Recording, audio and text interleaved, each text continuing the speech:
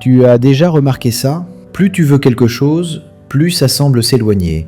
Tu veux séduire quelqu'un, tu multiplies le message, tu forces un peu, et la personne s'éloigne.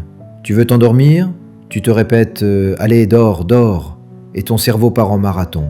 Tu veux avoir une idée brillante, tu restes bloqué devant une page blanche. C'est comme si l'effort trop intense faisait fuir le résultat. Et pourtant, quelques heures plus tard, alors que tu ne fais rien de particulier, l'inspiration revient, ou le sommeil arrive, ou cette personne que tu voulais tant t'envoie un message. Tu vois, ce n'est pas de la magie, c'est une loi peu connue mais redoutablement puissante, la loi de l'effort inversé.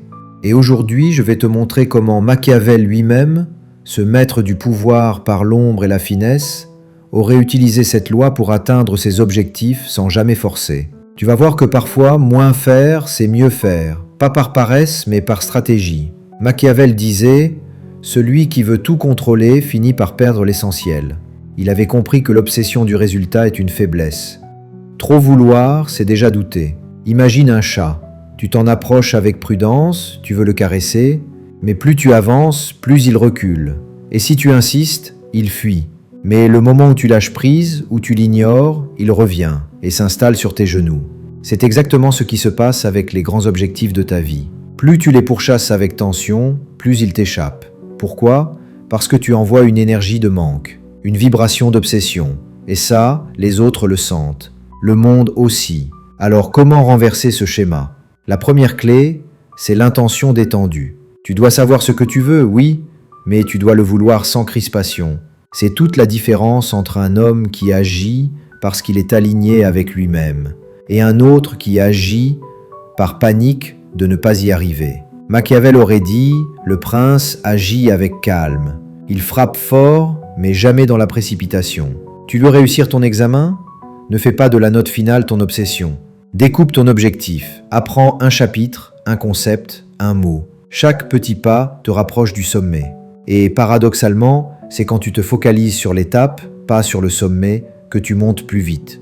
C'est un jeu mental. Et personne ne l'a mieux compris qu'Émile Coué, un psychologue français que Machiavel aurait sûrement invité à dîner. Coué disait « Quand la volonté affronte l'imagination, c'est toujours l'imagination qui gagne ».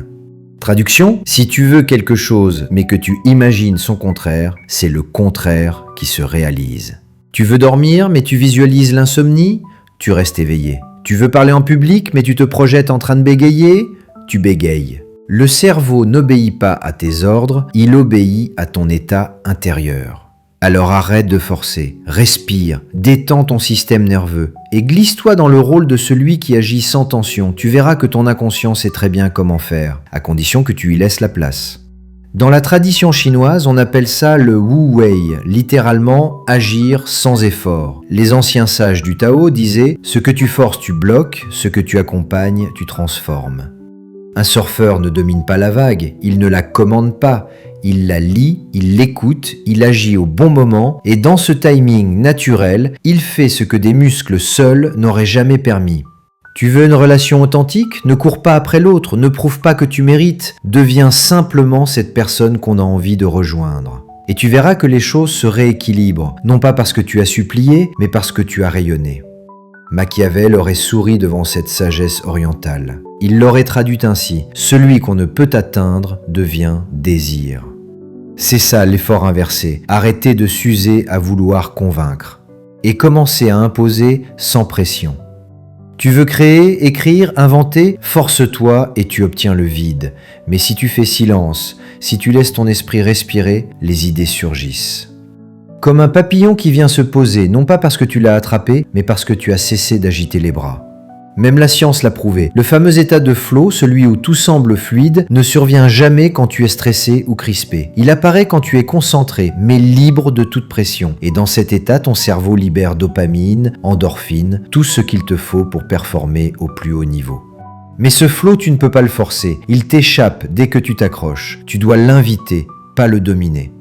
Alors comment appliquer ça concrètement? D'abord, clarifie ton intention. Pas juste « je veux réussir », mais pourquoi est-ce que je veux réussir? Est-ce que c'est pour te prouver quelque chose, pour honorer une promesse, pour ouvrir une porte? Connaître ton pourquoi, c'est ce qui donne de la puissance à ton comment. Ensuite, agis en rythme, pas dans la panique, pas d'en attendre du miracle, pose une brique par jour. Apprends une notion, résous un problème, comme un bâtisseur, tranquille, régulier et surtout présent. Puis, accepte tes émotions. Le doute, la peur, le découragement, normaux, mais inutiles s'ils te figent. Ne les combats pas, observe-les et continue. Et si tu veux aller plus loin, essaie ce que le psychiatre Viktor Frankl appelait l'intention paradoxale. Au lieu d'éviter l'échec, souhaite-le. Dis-toi, très bien, si je bégaye, allons-y. Et là, tu verras qu'il disparaît. Tu enlèves au problème son poison, la peur. Tu veux une méthode plus simple ? Regarde une graine. Tu l'enterres, tu l'arroses. Tu ne tires pas dessus pour qu'elle pousse plus vite. Tu crées les conditions. Et tu attends. C'est pareil avec ton succès. Travaille, oui, mais ensuite, laisse venir. Jung, le grand penseur de l'inconscient, disait que notre moi profond est comme un océan et que notre esprit conscient, lui, n'est qu'une barque.